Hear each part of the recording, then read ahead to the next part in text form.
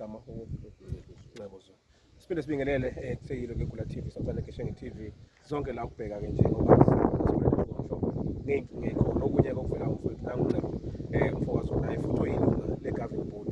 Ubona-ke kakhulu nje sikhuluma ngendaba yenyunyana eyikhona namhlanje na-ke esayidini lakho ubona kuvele kuyiphuthu ukuthi iy'nyunyana zingasondezwa emphakathini izokhuluma na ngoba i-interest yenyunyana ayifani neyomphakathi. Ungadlula kulokho futhi ngicela ubingelele kuqala. Ngibingelele umphakathi wonke umuntu obukelayo umfokazi unguwe isigama ngoNgcebo noyilunga le-SGB ekhona njengoba into eyenzeka la ngaphakathi mhlawumbe uchaza kafushane ngoba echaza umfakaqwa uza kwethu uchaza okuningi kodwa ngicabanga ukuthi esalayo yile ethi kuziyinyunyana namhlanje uze umhlolo omkhulu yena okhipha isimeme wamema ngisho inyana wayisemema neyinduna wathinta ubukhosi bomdabu khona la ngaphakathi obusiphetheyo ngenhlanhla kenkulu okokuqala kwazile ukuthi inkosi iyithumele iduna ngenhloso yokuthi azizolalela neqiniso elikhulu neliphathekayo elithi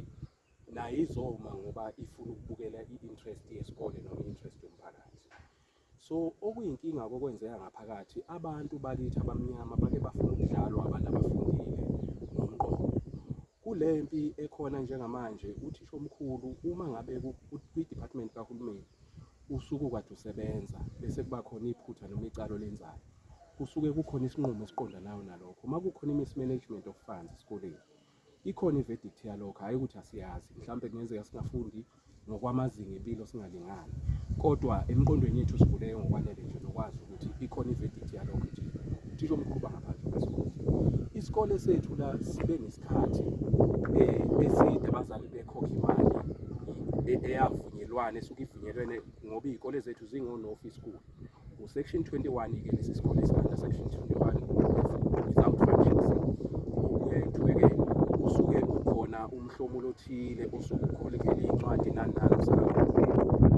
bese bayibona bathenge ngemali enkulu kulabo so izinto ezinjalo-ke ezenzakalayo kulo mhlomulo okufuneka kule mali esuke ikhona ephuma ikufika esikoleni igcina iphela nayo iphelelezeni. Iphoyisa ngesikhathi lingekho imali isivumelwano ekhokhwayo le engama-R100 yayisivumelwano sokuthi izokhokha ukuze ikwazi ukukhokhela labantu ababili abangangeni kuma-wages asesikoleni okuwuklina usiklina ama-toilet bese kuba i-security nasebusuku.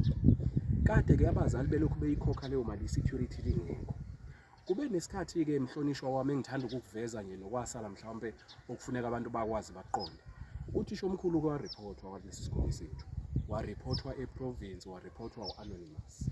Uma eriphotha lo muntu wariphothwa ukuthi kune-mismanagement of funds esikoleni sesempilomhlaba.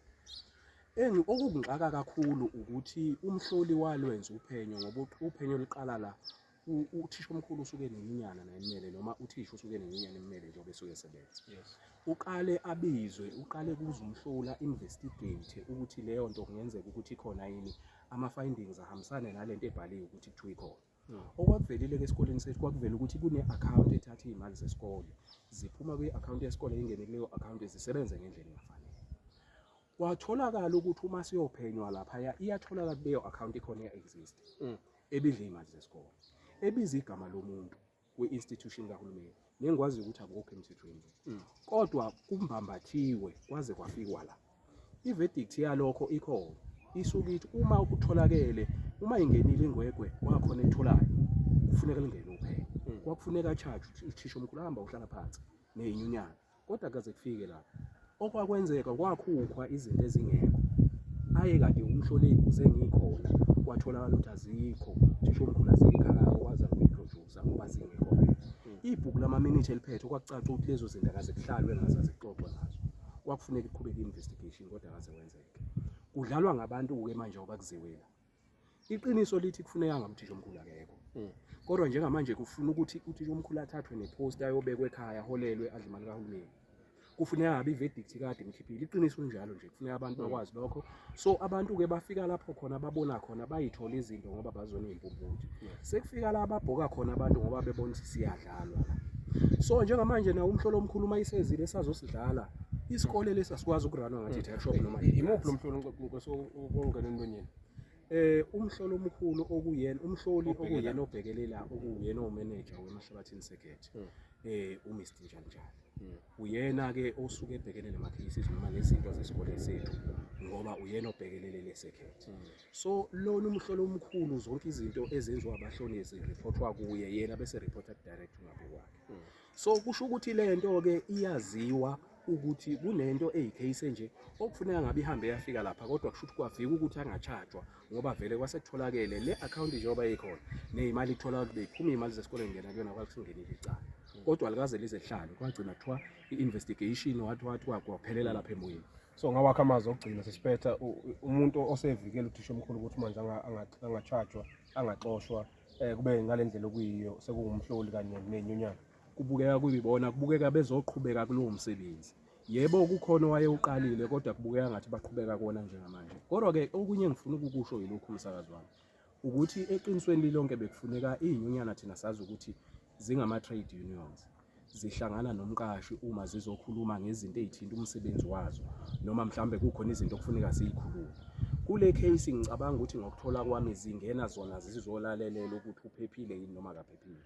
Sekuyinhloso yokukwazi ukuthi bamemuvise ngale kokuthi alimale yena ngoba igama lakhe lizolimala phela mayechajwa etholakala necala bese yaxoshwa.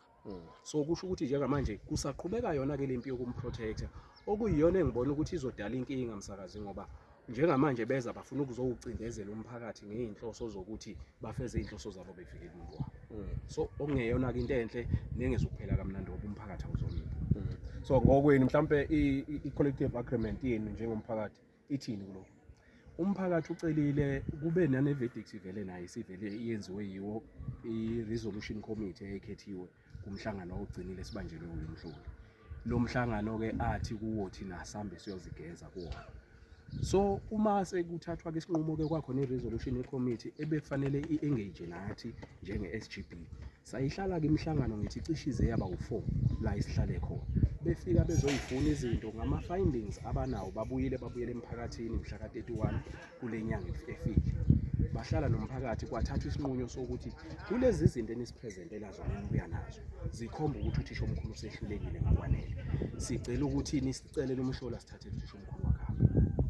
So njengamanje ke ilokho kungenzekile namanje kanti kusuku lokugcina umhla ka11 phambi kwakusasa ukuthi kuzoba umhla ka10 kube umhla ka11 onqumile kumphakathi ukuthi uma kushaya umhla ka11 esela emva kwalokho sizobe sesithatha inyathelo. So kubheke lapho njengamanje ingapho bekuzohlangana lokuthmayo bezofika lokho asazi ukuthi kuzogcina kuphela ngalezi emhlanganweni kodwa kubeka kusadlala imidlalo yokuprotectana. Mhlambe selapho izidoti khona la waveza khona bafuthi ubona ngathi la kudlalwa epolitiki ngoba khona nje abohlango olodwa la. Kuyaye kube nento kanjena msakazi wami ngicabanga ukuthi kulento yama unions angaphansi kweyidlangana ezithile. Uma ke sibuka la siya sibe no MEC abasuke beqhamuka ngokweyidlangana. Bathi la kusukela phansi kuza njengoba kunabahloli nani kusatholakala izinyunyana lapha. So awukwazi ke ukulindela ukuthi mhlawumbe ake ngikalekise njengoMr Hlomuko MEC lapha eProvince. Silindele ukuthi njengoba iANC uzocindezela ingane zakhe okuyisathu ngaphakathi. So kahle kuyabonakala ukuthi njengamanje sigcine sizocindezelwa ezikoleni zethu ngokuthi baplanta abahloli babo. Njengamanje labahloli babo baseva ama-purposes abe ezikoleni ezinabantu abakufuneka baba-protect. Uma ungakubuka nje mhlawumbe emsakazi esithombeni esikhulu uzokubona ukuthi ezikoleni ezinye eziphethwe abanye mhlawumbe bezinye izinyunyana umthetho umuqondo. Kodwa ezikoleni eziholwa abantu babo ifica ifile njengalezi. So meaning ngalokho between isathu nenathu ngokwakho isathu egcina inabantu abavikelwayo ngenxa yokuthi kunabantu abaphezulu abanamandla. Ngicabanga ukuthi ngingabeka kanjani umsakazi wami ngoba kubukeka ukuthi njengamanje sizocindezelwa noma sizovalelwa ebhodleleni ngenxa yokuthi protect umuntu wami. Okay, asibonga kakhulu sikhathi siphezulu. Siyabonga kakhulu msakazi. So zakhulu iKhula TV esilapha ke Mpunga Mhlophe besikhuluma ngazo indaba zokungaphatheki kwesikole kodwa konke abakhala ngakho uthisha omkhulu njengoba namhlanje beveza ukuthi ke khona nomhlolo omkhulu osefikile ezama ukuthi ngabe uzolungisa isimo kodwa basabona ukuthi konke kwenzeke esigabeni sokuthi ke uyavikelwa. Ilokho ngokwenza usubscribe kuGeshenge TV, subscribe kuKhula TV. Siyabonga kakhulu.